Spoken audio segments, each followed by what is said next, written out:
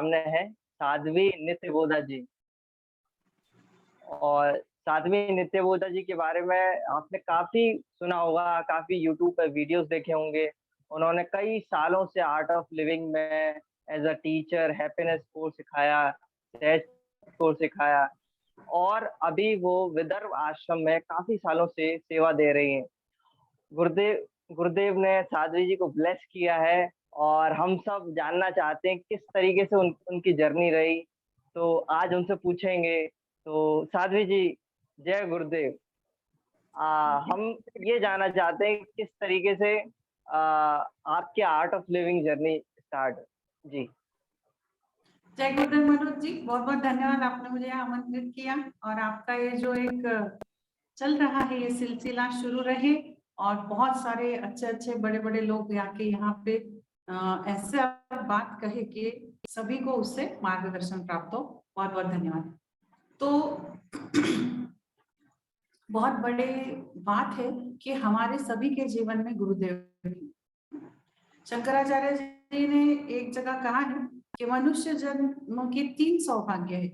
एक तो मनुष्य जन्म मिलना, उस मनुष्य जन्म मिलने के बाद उसमें परमेश्वर प्राप्ति या धर्म कार्य की इच्छा होना, दूसरा गुरु मिलना और तीसरा गुरु ने दिए हुए मार्ग पे चलना। तो ये तीनों बातें हम सभी को मिली है, तो हम सभी बहुत भाग्यवान हैं। और हमारे गुरुदेव कहते हैं कि आध्यात्म के पथ पे पहला कदम है कि अपने आप को भाग्यवान मानो।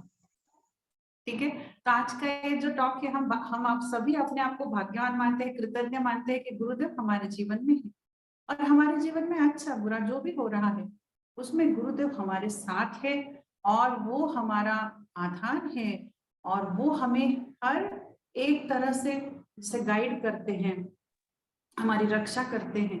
तो गुरुदेव का ये जो हमारे जीवन में एक अस्तित्व है ये बड़ा ही महत्वपूर्ण है। और जैसे कि मेरे भी जीवन में देखा जाए तो गुरुदेव आने से पहले ये सब कुछ नहीं था, एकदम अलग ही था, लेकिन गुरुदेव आने के बाद सब कुछ बदल गया 360। और जो हम एक लिमिटेड विजन लेके चलते हैं कि मेरा घर, मेरा ऑफिस या मेरा जीवन, मेरा क्या होगा, तो जब गुरुदेव आते हैं तो ये सारी झंझटें अपने आप शांत हो जाती हैं और हम ये सोचने लगते हैं कि मेरा ख्याल तो गुरुदेव देख रहे हैं, लेकिन अभी मुझे सभी के लिए क्या करना है और ऐसा मैं क्या करके जाऊं कि जिससे गुरुदेव को भी मुझ पे गर्व हो और सारे इस सृष्टि को मेरे अस्तित्व के प्रति एक समाधान। तो बस ये ख्याल गुरुदेव के आने के बाद समझ में आया और उसके अनुसार अभी कार्य चल रहा है और इसमें भी गुरुदेव का मार्गदर्शन और आशीर्वाद है, इसीलिए हो रहा है। तो मैं मेरी पढ़ाई कंप्लीट की, मेरा एमए बीएड और मास्टर्स ऑफ लाइब्रेरी साइंस किया हुआ है। तो मैं स्कूल में जॉब ढूंढ रही थी, तो तब क्या हुआ, जॉब मिल नहीं रही थी क्योंकि मैं जनरल इससे हूँ, तो बहुत टफ होता है जनरल इसमें जॉब मिलना। तो जॉब सर्च शुरू था और चल रहा था जीवन में कुछ ना कुछ उथल पुथल, बहुत बड़ा उथल पुथल चल रहा है। फिर मेरे बाजू वाली आंटी ने कहा कि भाई तुम बड़ी सीरियस रहती हो, ये एज नहीं तुम्हारा सीरियस रहने का इतना, ऐसे तो तुमने हंसना चाहिए। तो मैंने कहा ऐसा कोई चल नहीं रहा जीवन में कि मैं हंसूं या खुश रहूं, है ना। तो तो उन्होंने कहा कि मेरे गुरु है ना, वो कहते हैं कि सभी के चेहरे पे वो मुस्कान देखना चाहते हैं। मैंने कहा ऐसे कौन से गुरु है जो ऐसा कहते हैं, कौन है। मैंने कहा वो तो, उन्होंने कहा श्री श्री रविशंकर जी, जिनको हम गुरु जी कहते, तब गुरुदेव को गुरु जी कहते थे, अभी गुरुदेव कहते हैं, वो जो बहुत पुराने वो जानते हैं। तो बोले कि हमारे भी जीवन में बड़ा एक कठिन, उनके जीवन में एक बड़ा कठिन और आह्वानात्मक समय था, तो हमें गुरुदेव ने बहुत ही मार्गदर्शन किया और आधार दिया, तो उनकी वजह से हम तर गए। तो तुम इतना सीरियस नहीं रहना चाहिए, आओ तुम भी ये कोर्स करो, तुम्हारा जीवन बदल जाएगा। तो उनका ये जो सेंटेंस था ना, तुम्हारा जीवन बदल जाएगा, तो ये मेरे दिमाग में घूमता रहा, नहीं कोई कोर्स करने से जीवन कैसे बदल सकता है, कुछ भी बोल रही है ना। उतने में क्या हुआ, मेरा भाई अमेरिका में है तो वहां पढ़ने गए थे, तब अभी तो असिस्टेंट प्रोफेसर है एरिज़ोना यूनिवर्सिटी। तो उन्होंने कहा कि उनका फ़ोन आया, शनिवार, रविवार फ़ोन आता था उनका, तो उनका फ़ोन आया लैंडलाइन पे। तो उन्होंने कहा कि अरे! मैंने एक कोर्स किया और उसमें ऐसा लगता है पूरा जीवन बदल गया। और वो गुरुदेव स्वयं आए थे, जिनको हमने फ़ोटो में देखा था, जिनका वीडियो हमने देखा था हमारे कोर्स में। बाऊ और दिनेश उसके टीचर थे फर्स्ट कोर्स के। उसने वहाँ अमेरिका में यस प्लस कोर्स किया। तो बाऊ और दिनेश उनके फर्स्ट टीचर थे। बोले कि ये गुरुदेव ना, इनको मैंने चरण स्पर्श किया, मैंने प्रत्यक्ष देखा उनको और क्या उनका अस्तित्व है और इतना अच्छा लगा मुझे। वो वहाँ गया था तो वो होम सिक फील कर रहा था, है ना? अमेरिका में पहली बार गया था फॉरेन में पढ़ने के लिए, तो बड़ा होमसिक फील कर रहा था। बोले गुरुदेव मिलने के बाद सब दुःख, सब टेंशन सब चला गया, एकदम प्रसन्न लग रहा है, ऐसा आनंद लग रहा है। तू भी देख इंडिया में अगर है तो तू भी कर ले। अभी हुआ क्या, उसके 1 महीने बाद दिनेश भैया का ही कोर्स नासिक, मैं नासिक से हूँ, नासिक में अनाउंस हुआ, नासिक महाराष्ट्र। तो मैंने उसको फ़ोन किया कि देख यहाँ पे कोर्स हो रहा है और उसके टीचर दिनेश घोड़के। तो अरे मेरे भी वही थे, बाऊ भी है क्या? मैंने कहा नहीं बाऊ नहीं, सिर्फ दिनेश है। तो कर ले बोले, तू कर ले। तो मैंने वो कर लिया कोर्स और फिर क्रिया किया। तो पहली क्रिया में मेरे को बहुत अच्छा, एकदम ऐसा जैसे कि सब कुछ चला गया। पूरा ऐसे सारा जो कुछ घटा था, इस जन्म का नहीं पिछले जन्म का भी, जो एक हम बोलते हैं ना कि ऐसे सर पे बोझ रहता है या कुछ दुख या तनाव रहता है, सारा सारा चला गया पहली क्रिया में। पहली क्रिया का एक्सपीरियंस मेरा बहुत बहुत बहुत एकदम ऐसा पीसफुल ब्लिसफुल ऐसा था। दूसरी क्रिया किया तो कुछ लगा नहीं, लेकिन पीसफुल लगा। लेकिन पहली क्रिया क्रिया का जो एक अनुभव था ना, वो बहुत ही दिव्य था मेरे लिए।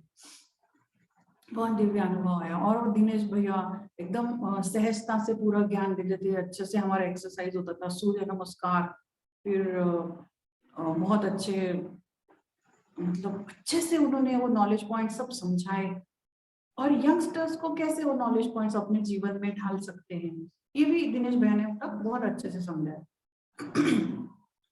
बड़ा मजा आया। और तब मैं उनको बहुत सवाल पूछती थी, तो उन्होंने कहा ये लड़की कुछ अलग है। तो तब मैं उनके इसमें रह गई, मतलब स्मरण में रह गई मैं, क्योंकि बहुत सारी बातें थी जो वो बोलते थे, "हे, जानते हो तुम?" तो मेरे हाथ ऊपर होता था। तो उनको बड़ा ये लगा कि भाई ये तो सभी जानती है। ऐसा हो गया था। तो दिनेश भैया ने मिले भी मुझसे पर्सनली और उन्होंने कहा कि ब्लेसिंग है, ब्लेसिंग है। तो तब इतना पता नहीं था, बस दिनेश भैया है, टीचर है ऐसे। फिर आ गए, फिर मेरे को ना चाय पीने की बहुत आदत थी, मतलब कोई ऐसे कहे कि चाय, वो भी मैं चाय बना के पीती थी, या बाहर हूँ तो चाय के टपरी पे जाके चाय पी लेती थी। ना मेरे को चाय की आदत थी, लेकिन जैसे मेरी पहली क्रिया हुई, मेरी चाय पूरी छूट गई और मेरे घर वाले सब ऐसे आश्चर्य में थे कि इसने चाय छोड़ दी। क्योंकि वो इतनी प्रिय थी मुझे। पहली क्रिया हुई और मैंने वो छोड़ी नहीं, वो अपने आप छूटी, है ना? तो वो मेरे को क्लिक हुआ कुछ कि ये मैंने किया नहीं, ये हुआ। वो बात मुझे बहुत क्लिक हुई और जो मेरे एकदम प्रिय था, मतलब इतना कि मैं खाना ना खाऊं, मैं चाय पीती हूँ दिन भर, इतना मुझे चाय प्रिय था। तो पहली क्रिया में मेरी चाय छूट गई और क्या हुआ, बड़ी मजे की बात कि 1 डेढ़ महीने बाद में मुझे किसी ने आग्रह किया, तो तब तो मैंने कहा नहीं नहीं, अभी नहीं पीने की इच्छा। लेकिन जब मैं घर आई तो मेरे को बड़ी इच्छा हुई चाय पीने, और मैंने चाय बना के पी। और उसके बाद 2-3 दिन जो मुझे उल्टियां हुई, जो उल्टी हुई, जो उल्टी हुई, तो उसके बाद मैंने कभी भी चाय को हाथ नहीं लगाया। लेकिन मेरी चाय छूट गई, वो हमेशा के लिए छूट गया। बहुत अच्छा हुआ, क्योंकि मेरे स्किन पे चाय की वजह से मेरी हीट बहुत बढ़ गई थी, एसिडिटी बढ़ गई थी और मेरे स्किन पे वो आने लगा था। तो मुझे आयुर्वेदिक डॉक्टर ने भी कहा था, लेकिन मुझे चाय बहुत पसंद है, मैं छोड़ नहीं रही थी। क्रिया के बाद वो अपने आप हो गया। तो बहुत सारी बातें वहां पे क्लिक हुई और एक बात जो क्लिक हुई ना, वो गुरुदेव का वाक्य था कि मैं हर चेहरे पे मुस्कान देखना चाहता हूँ। I want to see smile on each place on this earth. तो वो बड़ा बड़ा ही अद्भुत था, क्योंकि कोई भी इतने महान संत, मैं हर एक के चेहरे पे स्माइल देखना, तो ऐसे सुनते हुए मैंने कभी भी नहीं, ऐसे कहते हुए मैंने कभी भी नहीं सुना था। तो मुझे एक था कि भाई ये इनको मेरे को जानना है। हाँ, और फिर जब उन्होंने मुझे बताया ना, तो मैंने उनसे एक किताब मांगी। तब फ्रांसवा गोतिये की किताब थी आनंद मूर्ति, गुरुदेव का चरित्र, उन्होंने लिखा है, अद्भुत है, आप सभी भी जरूर पढ़िए। फ्रांसवा गोतिये नाम, पाश्चात्य है वो, फॉरेन के हैं, लेकिन बहुत अद्भुत किताब लिखी है उन्होंने। गुरुदेव पे भानु दीदी ने भी लिखी हुई गुरुदेव की किताब भी मैंने पढ़ी है, और वो भी बहुत ब्लिसफुल है। मतलब ऐसा लगता है कि हम सामने खड़े और वो घटना घट रही है, इतनी जबरदस्त है ये किताब, गुरुदेव और आनंद मूर्ति। तो आनंद मूर्ति किताब में गुरुदेव के जो लास्ट सेक्शन है उसमें गुरुदेव आने की वजह से भक्तों के जीवन में क्या अनुभव है, गुरु स्टोरीज मतलब, तो वो थी। तो उसमें बहुत सारी गुरु स्टोरीज थी, तो मैंने पहले वो, आंटी ने बोला पहले वो पढ़ो। उनका नाम है भारती चौधरी और वो भी आर्ट ऑफ लिविंग की टीचर है। She is very dedicated, compassionate and follow Gurudev, she follows Gurudev very nicely. और उनकी सबसे बड़ी बात है वो रोज क्रिया और ध्यान का, मतलब उनका डेडिकेशन 100% और हैट्स ऑफ डेडिकेशन टुवर्ड्स गुरुदेव। तो जब भी फिर मैंने वो पढ़ी किताब, तो मैंने वो किताब का जो पहला पेज होता है ना, तो उसमें गुरुदेव की बड़ी सुंदर तस्वीर है, ऐसे गुरुदेव ऐसे पीछे देख रहे हैं। मैंने बस ऐसे कहते थे कि भाई मुझे आपसे मिलना है। और उसके बाद क्या हुआ, मार्च में शिवरात्रि अनाउंस हुआ 2008 में सूरत में, गुजरात। अभी तब क्या वातावरण था, क्या ऐसे गाड़ी वाले बाबा वगैरह इनके पीछे नहीं लगना, तुम लड़की हो, ये अपने लिए नहीं, घर में सबके रहता है ना, वो मेरे भी घर में था। तो मैंने तो ठान लिया था कि मुझे महाशिवरात्रि जाना है गुरुदेव के पास और अगला कोर्स करना है, एडवांस कोर्स।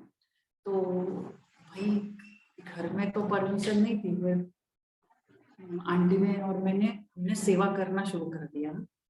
तो इसमें भी एक बात समझ में आई बड़ी सुंदर, कि जब आप सेवा करते हो ना, तो आपके मार्ग के सारे अड़सर अपने आप दूर हो जाते।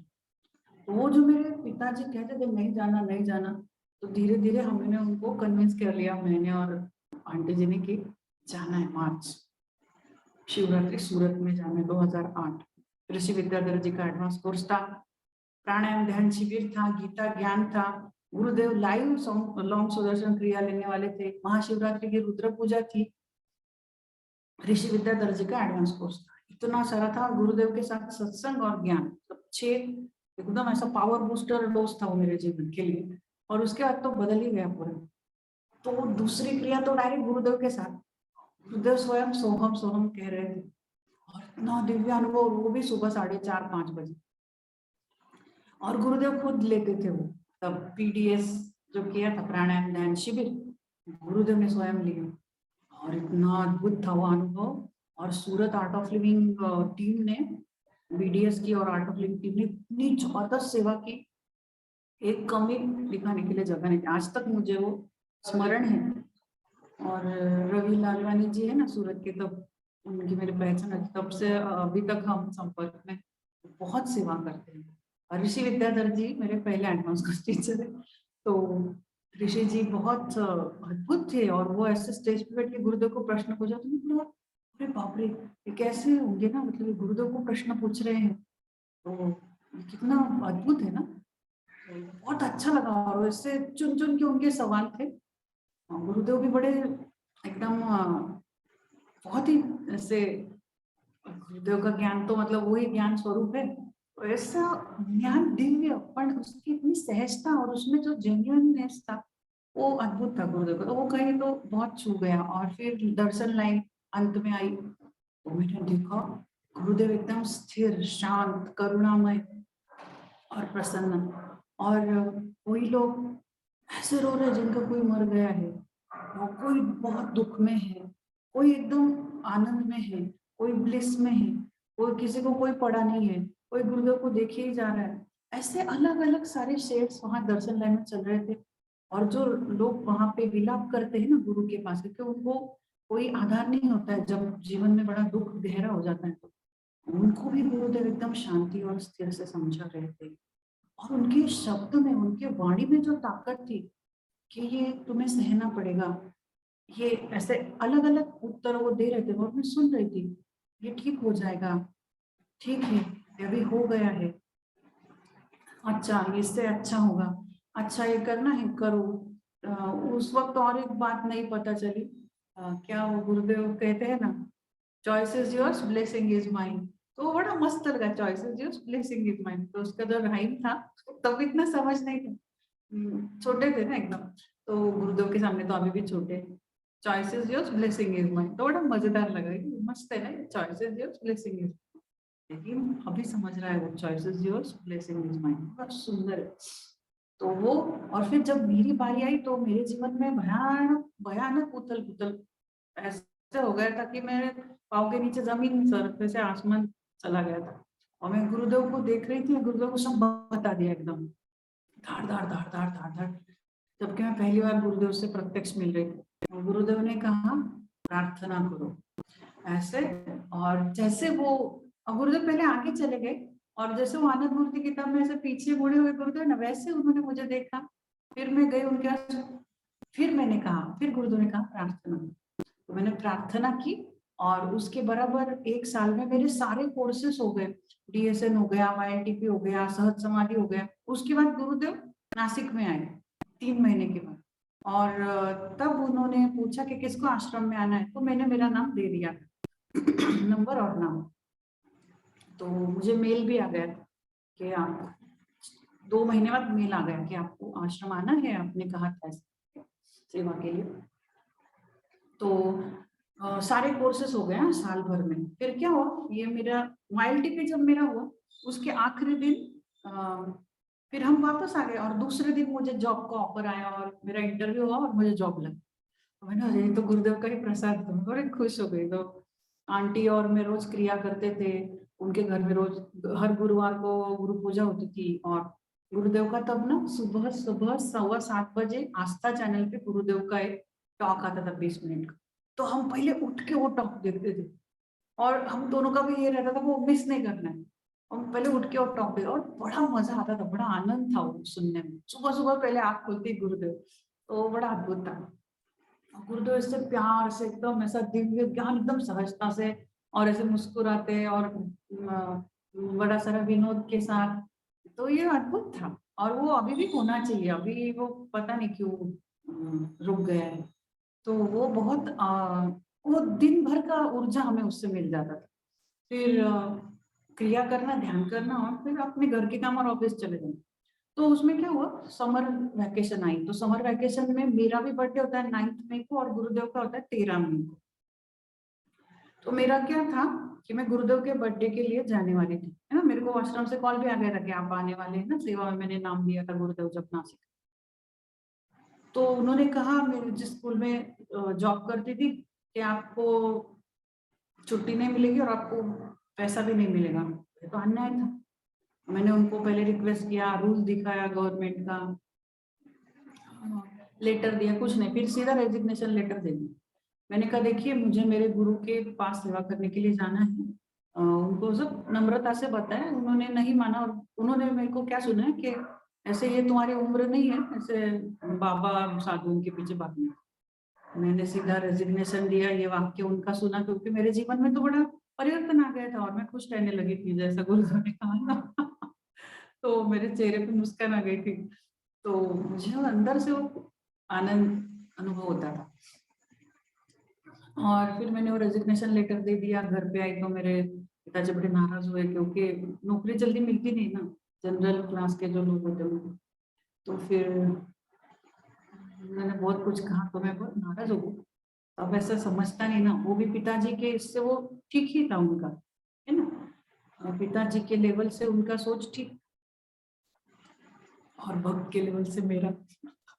तो मैंने फिर गुरुदेव के फोटो को बड़ा ऐसे जाके एकदम रो के प्रार्थना की कि आपका दरवाजा अगर मेरे लिए है तो मेरे को किसी के दरवाजे पे खड़े रहने का जरूरत नहीं गुरुदेव। मुझे तो आपके पास आना है, मुझे तो सेवा करनी बस। तीसरे दिन में विजय हाके करके नासिक के अभी SSRDP के ट्रस्टी है विजय हाके जी, जिन्होंने नासिक में आर्ट ऑफ लिविंग लाया। और एक में वो राज्य है अभी भी नासिक, एक में जिला है नासिक अभी भी, जहाँ पे गुरुदेव के नाम का मार्ग है, और वो विजय हाके भैया जी ने बनाया है। और उन्होंने नासिक नॉट ओनली मतलब अर्बन एरियाज पर, उन्होंने रूरल एरियाज में भी आर्ट ऑफ लिविंग इतना अच्छे से डेवलप किया, और अभी तक उसको संजो के रखा है।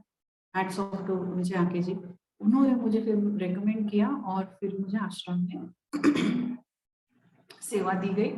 और तब से मैं लेके 13 साल आश्रम में थी, 13-14 साल। तो फिर बीच में गुरुदेव ने यहाँ भेजा सेवा में, फील्ड में सेवा में भेजा, फिर वापस बुलाया, फिर फील्ड पे भेजा।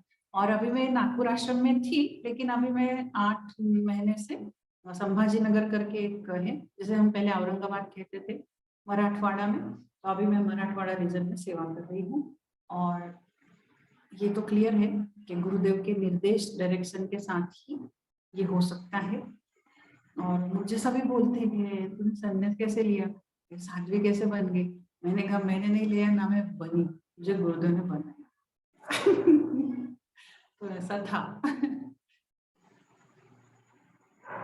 तो एक जो कॉमन क्वेश्चन बहुत लोगों के मन में है कि ये जो ब्रह्मचारी है और जो गृहस्थ है, उनके जीवन में ऐसा क्या अंतर है, इन दोनों के बीच में क्या अंतर है? दीदी आप थोड़ा बताइए। देखो,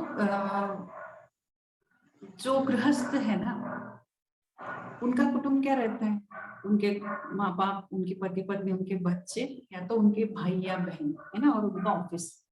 वो इतने सीमित दायरे में सोचते हैं। लेकिन दुनिया भर के सारे गृहस्थ हमारे घर। बस इतना ही फर्क है। और दूसरी बात ये भी बहुत पूछते हैं कि भाई गृहस्थ को मुक्ति मिलेगी क्या, और सन्यासी को मुक्ति मिलेगी क्या। तो देखिए, यहाँ पे आपके हृदय की प्रामाणिकता, आपके गुरु और उन्होंने दिए हुए साधना के प्रति आपकी निष्ठा, गुरु और उन्होंने दिए हुए साधना और उन्होंने जो समूह, मतलब जैसे अपना आर्ट ऑफ लिविंग संघ जो है, उसके प्रति आपकी निष्ठा और आस्था, आपकी सेवा, साधना, सत्संग, और आपके हृदय की प्रामाणिकता, शुद्धता, ये अगर गृहस्थ में है और सन्यासी में है तो वो जरूर ही मोक्ष प्राप्त कर सकता है। प्रामाणिकता अगर नहीं है, गुरु पे निष्ठा अगर नहीं है, साधना नहीं हो रही है, सेवा आप कर नहीं रहे हो, और सत्संग के लिए आपके पास वक्त नहीं है, तो मोक्ष भूल जाओ। तो ये जो प्रश्न है ना कि गृहस्थ को मोक्ष मिलेगा क्या, या सन्यासी को मोक्ष मिलेगा क्या, भाई आपका इसमें योगदान बहुत जरूरी है। और गुरुदेव तो इतने करुणामय है, वो कहते तुम सिर्फ एक कदम उठाओ मेरी तरफ, मैं 99 कदम उठाऊंगा। वो एक कदम बड़ा मायने रखता है। तो क्या आप वो कदम उठाने के लिए तैयार?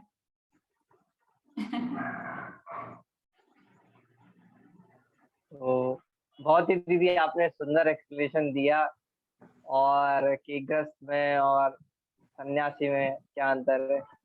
और हम यही चाहते हैं अपने व्यूअर से कि वो जहाँ पे भी है, वो गुरुदेव के मिशन के साथ अलाइन हो जाए, और गुरुदेव का जो विजन है, हमारे एक वन वर्ल्ड फैमिली, वसुधैव कुटुंबकम, तो उस चीज को फैलाने में पूरी दुनिया के लिए साथी बने।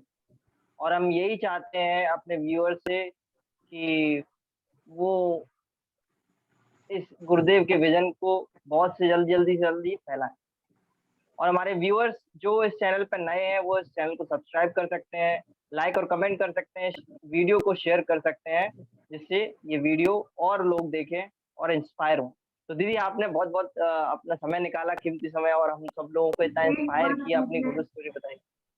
जी एक बताइए। बात मुझे और कहनी है कि जी हम गुरुदेव जो है ना, ये साक्षात परम शक्ति है। तो हमारे जीवन में बहुत बड़ी एक उपलब्धि पहले से ही है। अगर हम उनको थामे रहते हैं, वो जो कह रहे हैं वो पूरी निष्ठा से करते हैं ना, तो हमारे सेवा के गोल, हमारे आध्यात्मिक जीवन के गोल, लक्ष्य, सेवा के लक्ष्य, आध्यात्मिक लक्ष्य और हमारे व्यवहारिक जीवन के लक्ष्य भी हम बहुत सहजता से प्राप्त कर सकते हैं। और सुदर्शन क्रिया जैसा उत्कृष्ट कुछ भी नहीं। तो सुदर्शन क्रिया जो गुरुदेव ने सारी विश्व को दी है, ये इतनी बड़ी देन है गुरुदेव की विश्व को। अगर हम सुदर्शन क्रिया रोज करते हैं ना, तो हमारे जैसा भाग्यवान, सौभाग्यशाली कोई नहीं। और गुरुदेव तो सुदर्शन क्रिया के बारे में यही कहते हैं, किसी ने गुरुदेव को पूछा कि मुझे आपकी पर्सनल अपॉइंटमेंट चाहिए, गुरुदेव ने कहा तुम सुदर्शन क्रिया करते हो, वही तो मेरी पर्सनल अपॉइंटमेंट। Thank you. तो जुड़े रहिए अपने गुरुदेव के साथ और रोज अपनी साधना कीजिए। सत्संग के लिए आप सभी को साथ में लेके सत्संग कीजिए और साथ में जुड़ के सेवा भी कीजिए। जीवन बड़ा आनंदपूर्ण है, इसे आनंदपूर्ण बनाइए और लोगों को आनंद बांटिए। जय गुरुदेव। Thank you Manoj ji, thank you so much. जय गुरुदेव। थैंक यू, आप सभी लोगों का बहुत बहुत धन्यवाद। जय गुरुदेव।